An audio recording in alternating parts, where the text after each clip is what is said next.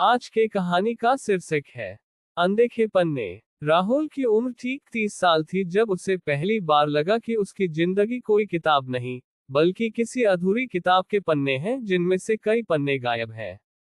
वह लखनऊ के एक पुराने मोहल्ले में रहता था, जहां घरों की दीवारें इतनी पुरानी थीं कि उनमें इतिहास की गंध आती थी। उसका पेशा था किताबें बेचना। छोटी सी दुकान थी, पन्ने की दुकान। लोग आते, पुरानी किताबें छूते और चले जाते। लेकिन राहुल कभी कोई किताब नहीं बेचता था। वह उन्हें सिर्फ पढ़ता था और सोचता था, क्या ये किताबें वाकई पूरी है। एक शाम बारिश के बाद की नमी में दुकान के पीछे वाले गोदाम में उसे एक पुराना लकड़ी का बक्सा मिला। बक्से पर कोई नाम नहीं था, सिर्फ एक खुरदुरा चिन्ह, एक आंख जो बंद थी।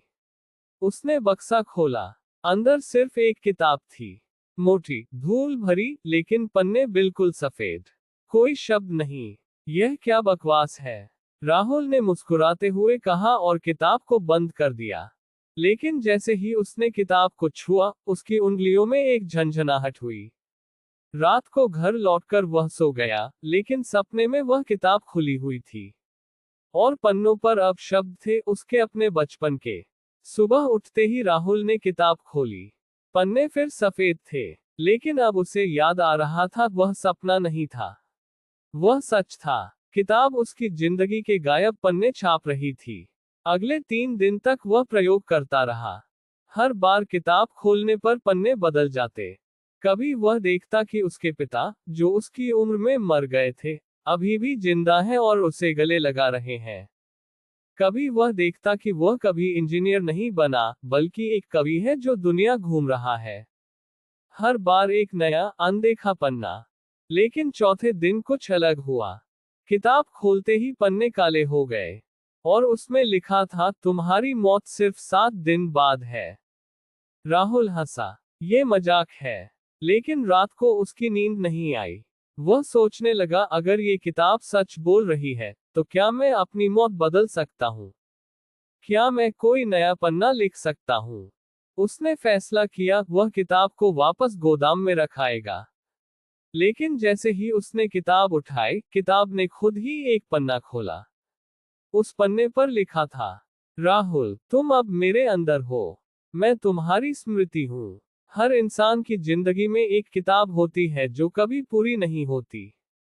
तुमने मुझे छुआ, इसलिए अब मैं तुम्हें दिखा रही हूँ कि तुम्हारे पास क्या नहीं है। राहुल ने किताब फेंक दी। लेकिन किताब हवा में रुक गई और फिर खुद ब खुद खुल गई। अब पन्नों पर उसके बचपन की वो घटना लिखी थी जिसे वह कभी याद नहीं कर पाता था। वो घटना थी जब वह 7 साल का था। उसने अपनी छोटी बहन को छोड़ दिया था खेलते हुए। बहन गायब हो गई थी। पुलिस ने खोजा, लेकिन नहीं मिली। परिवार ने कहा था, वो कहीं चली गई होगी। लेकिन राहुल को हमेशा लगता था कि उसने कुछ गलत किया था। अब किताब बता रही थी, बहन को उसने खुद एक पुराने कुएं में धकेल दिया था। गुस्से में, क्योंकि बहन ने उसका खिलौना तोड़ दिया था।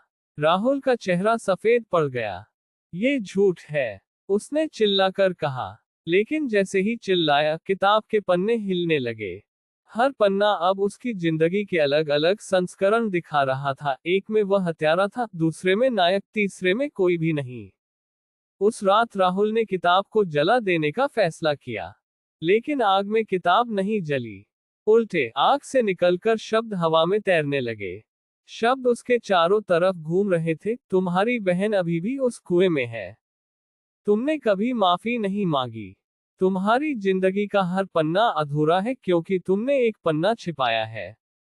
राहुल भागा। लखनऊ की सड़कों पर बारिश फिर शुरू हो गई थी। वह पुराने कुएं की तरफ गया, जो अब शहर के बीच में एक पार्क बन चुका था। कुआं अब बंद था, लेकिन किताब के शब्द उसके दिमाग में गूंज रहे थे। वहां पहुंचकर उसने कुएं का ढक्कन हटाया। अंदर अंधेरा था, लेकिन नीचे से आवाज आई, भैया, मुझे निकालो। राहुल कांप उठा। वो आवाज उसकी बहन की थी, 7 साल की, अभी भी वही। उसने रस्सी ढूंढी और नीचे उतरा। कुएं में पानी नहीं था, सिर्फ धूल और पुरानी किताबें बिखरी हुई थीं। बीच में उसकी बहन बैठी थी, लेकिन वो अब कोई बच्ची नहीं थी। वो एक औरत थी, उम्र में राहुल जितनी। चेहरा वही, लेकिन आंखें थकी हुई।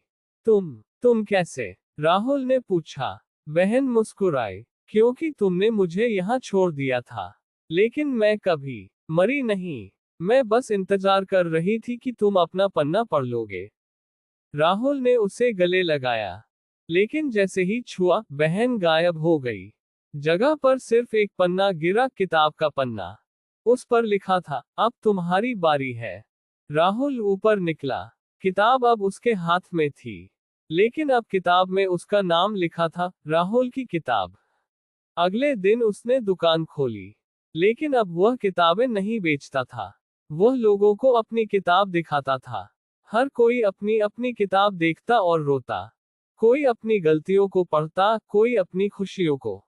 लेकिन हर किसी की किताब अधूरी होती। एक दिन एक लड़की आई। नाम था प्रिया। उसने कहा, मेरी किताब में सिर्फ सफेद पन्ने हैं। राहुल ने मुस्कुराकर अपनी किताब दिखाई। मेरी भी थी। लेकिन अब मैं जानता हूं, सफेद पन्ने वो जगह है जहां हम नई कहानी लिख सकते हैं। प्रिया ने पूछा, तो क्या हम साथ में लिखें? राहुल ने किताब खोली। अब पन्ने पर दोनों के नाम साथ थे। लेकिन जैसे ही उन्होंने पहला शब्द लिखा, हम किताब कांप उठी। और पन्ने फिर काले हो गए। उसमें लिखा था, अब तुम दोनों की मौत सिर्फ 3 दिन बाद है।